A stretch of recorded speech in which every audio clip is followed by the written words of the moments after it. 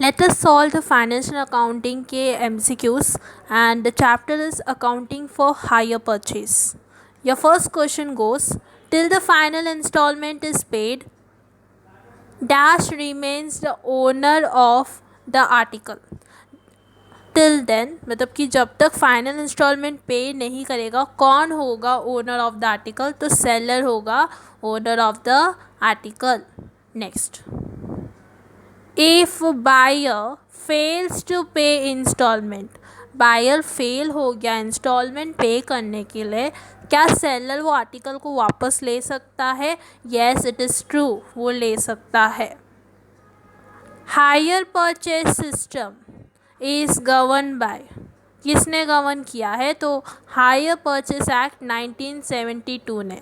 तो ये जो ईयर है इसको याद रखना दोस्तों. Next, terms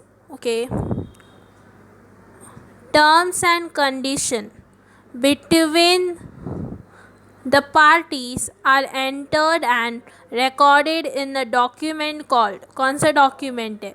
So document is hire purchase agreement. Next question,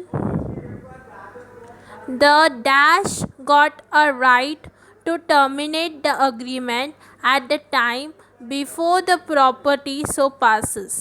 तो किसके पास राइट है कि वो अग्रीमेंट को टर्मिनेट कर सकते हैं जब तक प्रॉपर्टी पास ना हो? Yes that is हायरर.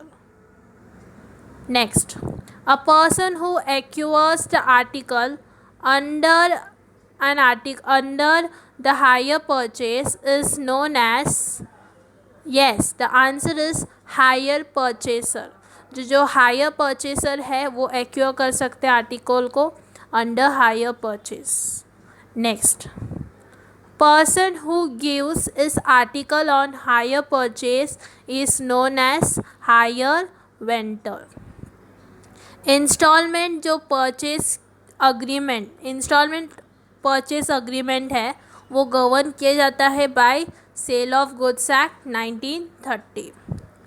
Instalment purchase agreement is an agreement of sale. जो हायर है वो रिटर्न कर सकते हैं गुड्स को without further payment except for accrued instalment. ये एक्योर्ड इंस्टॉलमेंट मतलब जब तक उसके पास फ़ोन था उस तक उसने पे किया, वो उसको वापस नहीं मिलेगा. फ़ोन वापस करने के बाद उसके बाद का पेमेंट नहीं करना है. तो आंसर इज़ ट्रू.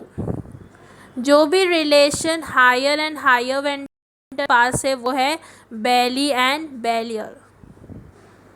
जो components other than cash price है जिसमें इंक्लूड होता है in instalment is called dash in hire purchase agreement.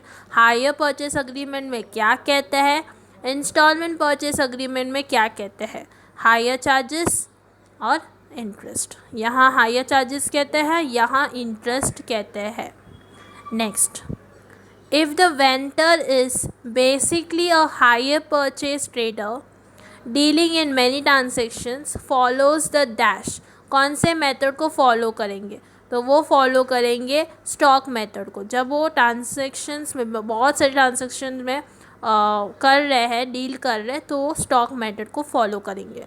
If the vendor only sometimes enters into hire purchase transactions by the way of special deal involve होता है substantial amount he will follow.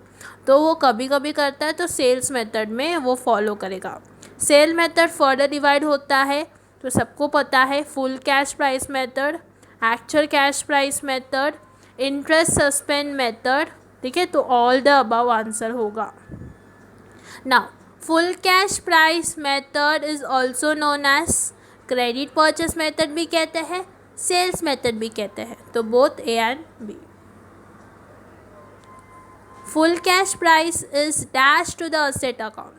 तो ये क्या होगा? Debit होगा और credit हो जाएगा वेंडर्स अकाउंट के. कब होगा? जब साइन हो रहा है agreement. Interest on each installment is debited to interest account and credited to vendor's account. When the installment is paid, vendor's account is debited and cash and bank is credited with amount paid. In the books of hire vendor, The full cash price is debited to the hire purchase account and credited to the HP sales account at the time of signing the agreement over handing over the possession of goods. Interest is receivable at the time of each installment, debited to hire purchase account and credited to interest earned account. Asset given on hire purchase is treated as sold.